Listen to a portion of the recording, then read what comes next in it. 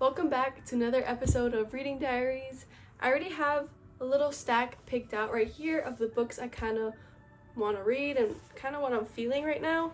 The first book in my little pile is The Midnight Library by Matt. I'm not even going to try to say his last name because I know I'm going to mess it up, but The Midnight Library. The next book that is also an option is The Naturals by Jennifer Lynn Barnes. This is like one of my most anticipated reads for sure on my TBR.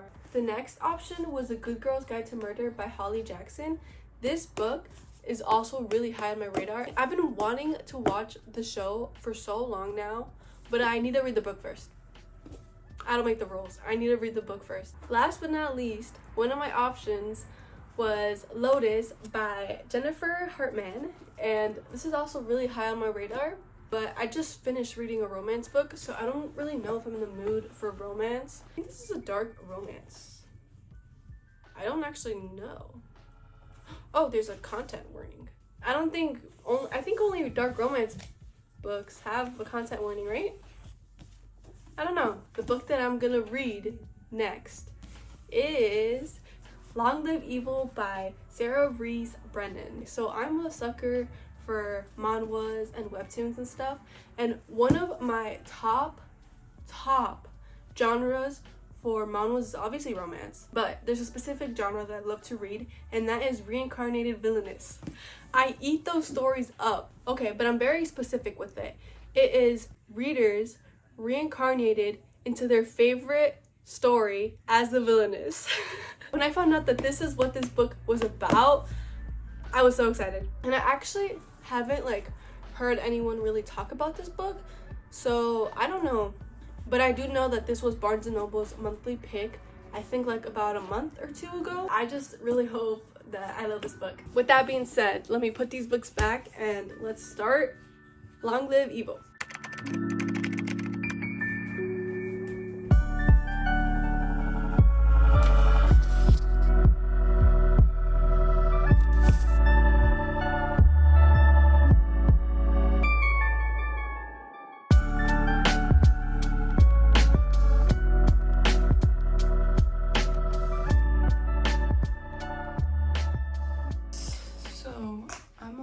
Page 6 and I'm fighting not to go to sleep, so I'm just gonna call it a night, go to sleep. So far I'm enjoying it, but it is a little bit different because usually when I'm reading reincarnated stories, the main character who reincarnates into a villain, we don't usually get much about that character. Maybe halfway into the story we get a little bit of their backstory, but we're getting quite a lot, and honestly I'm enjoying it. I don't really get that in manhwas.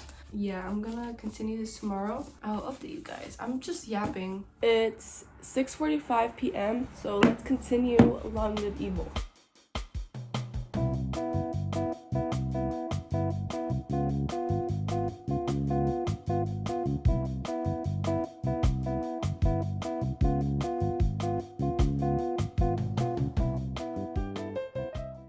This concept is so far really cool, but basically we're following Ray, and she is diagnosed with cancer and she doesn't have a lot of time left. But then a strange woman comes into Alice's room while she's asleep, and she asks her if she wants to go to EM, if she wants a second chance, and Ray is very confused because she thinks this woman is crazy. But then the woman says to her that her time's running out. Her family can't even save her because they're gonna go broke, they're gonna lose their house. And then the woman tells her that she has a second chance if she goes to AM and sneaks into the Imperial Castle's garden and steals a flower, and when it blooms a second door will appear and she will be able to come back cured. So far I'm low-key very excited. Usually the reincarnated stories that I've read, we don't really get a solution or a way for the reader to get back into the original world, so this is really cool. I kind of like that because there's kind of a motive, to go back, and there is a way to go back, which I love. So it's 12:35 a.m. and it's December 16th. I wasn't gonna make a video today. I was just gonna read and then up to you guys tomorrow, but I'm not gonna give any spoilers or anything on this book because I haven't seen much reviews on it. So all I'm gonna say I'm on chapter 8, page 83.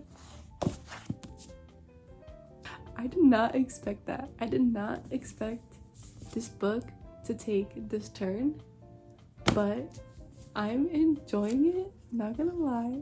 And I feel like this is gonna get so interesting. And honestly, at first, I was like not really feeling the story, because for me, like, it's a little bit harder to get into fantasy books because you get introduced to new worlds, new characters.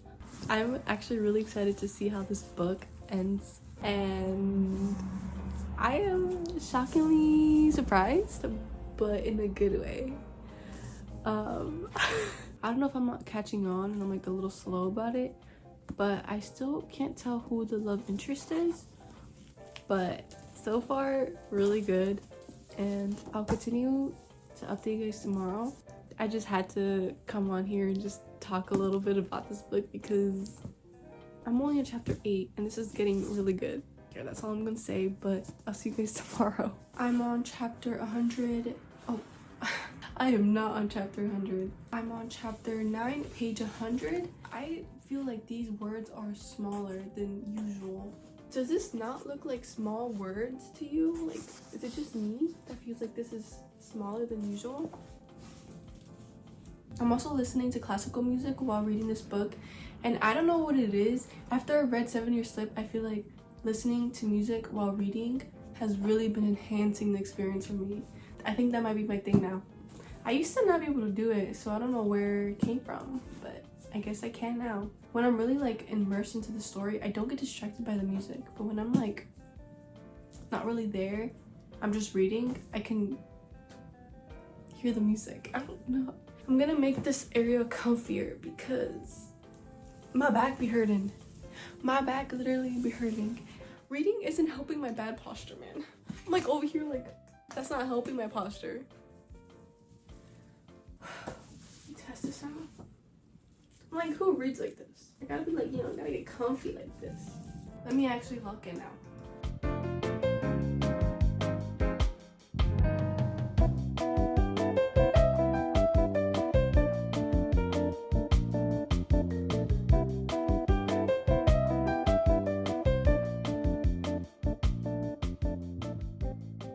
I'm still obviously reading Long Live Evil. I'm like 30-ish% through. But right now I'm gonna go to the thrift store and I kind of want to see if there's any good books. Something about thrifting books is just so fun, and the books are so affordable. Last time my mom went to the thrift store and she found like really good books, and I ended up getting these 2 books. I ended up getting The Woman in the Window by AJ Finn, and then I ended up getting No Exit by Taylor Adams. This is a book of the month book, and these were only like $5 each.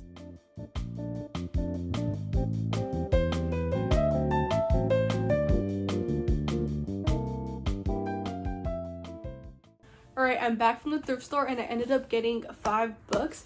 I'm gonna show you guys what those books are. The first one is We Hunt the Flame.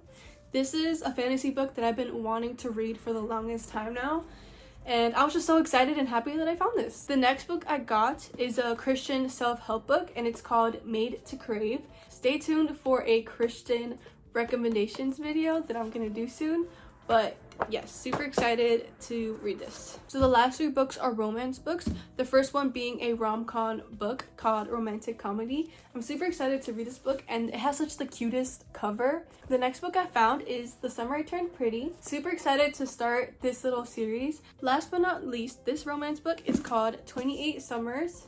This book I believe Destiny read, and she rated it 4 stars. So I'm super excited to read this book. Those were all of the books I got. These 5 books, and they were so affordable. I believe the paperbacks were like $1.99 each. So that was so great. I don't remember how much the hardcover ones were, but so affordable, and I just love thrifting books. These are all in such good condition. Like, there's literally like such good condition. Look at this one. There's like a little like, you know, like bent here and there, and the pages are a different color, but I don't like my books to look perfect. I like them to look well loved. Here's an update on Long Live Evil. I am on page 218, chapter 19th.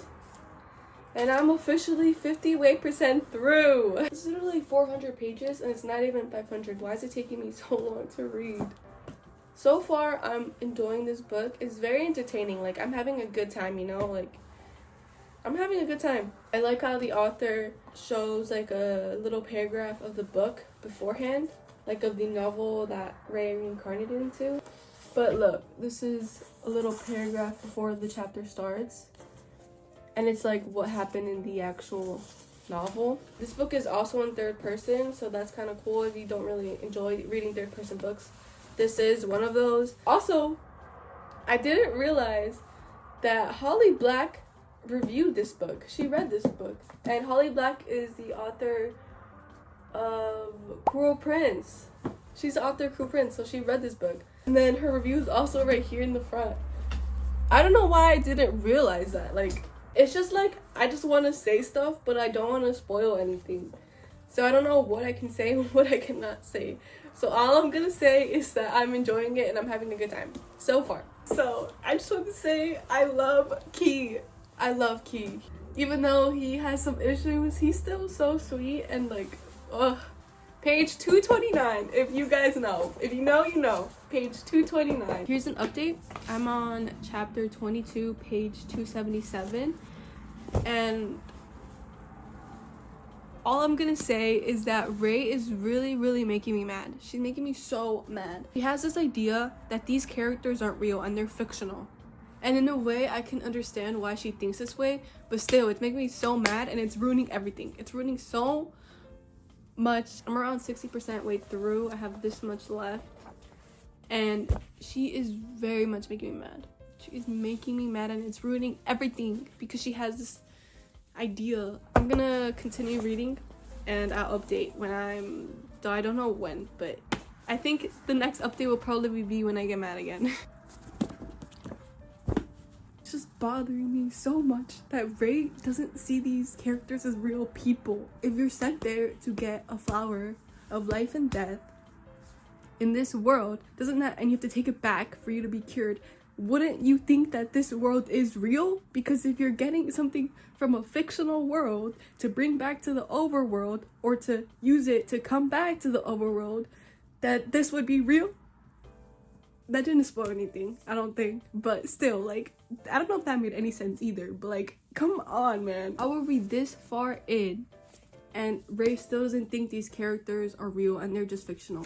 How? Well, anyways, I'm on chapter 24, almost page 300, so yeah. I need to read this. The Cobra had been even more ridiculous than usual, ranting about endangering book characters. Key, being hurt, made every word sting. She felt as if she were in the wrong, even though she knew she was right. Honey, no, you're not. I'm sorry to break it to you, but no, you're not. Oh. I don't know why it's making me so mad. That did not just happen. That did not just happen. Oh, no. I think put the book down. I don't know if I can continue reading. Like, that actually broke me.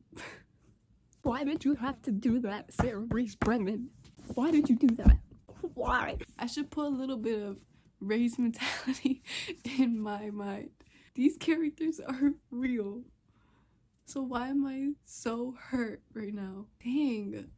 Dang, that hurt so bad. That hurts so bad. Yeah, I'm gonna take another second to just gather my thoughts a little more and gather up courage to continue this book. I'm on chapter 29, page 355. Okay, so update, I'm officially on the last chapter. I don't know, I just have a feeling to record a reaction. I don't know. I have no idea how this is gonna go. I don't know how this is gonna end. I just have no theories. I have nothing.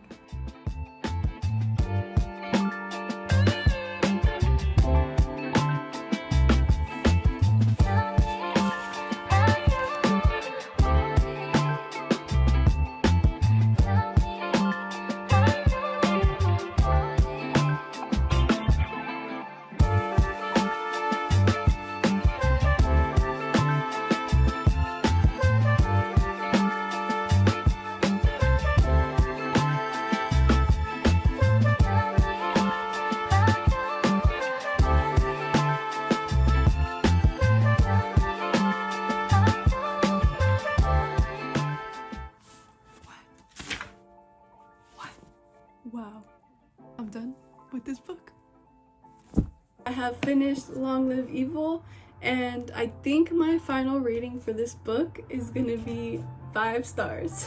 I've been writing stuff down of my thoughts and feelings of this book as I was reading, so I'm gonna share some of my thoughts and feelings and why I rated it 5 stars. Okay, so first things first, I really like how the author switches POVs using scenes from like the original novel. And I also liked how the author used the original novels to show how Rey changed the plot or how she affected it. And I just thought that was so cool. And also the chapters were really short, and in my opinion they felt very fast paced, so I enjoyed that too. And this book was honestly such an emotional roller coaster for me. Chapter 28 broke me so much, but then the end was such a huge plot twist for me.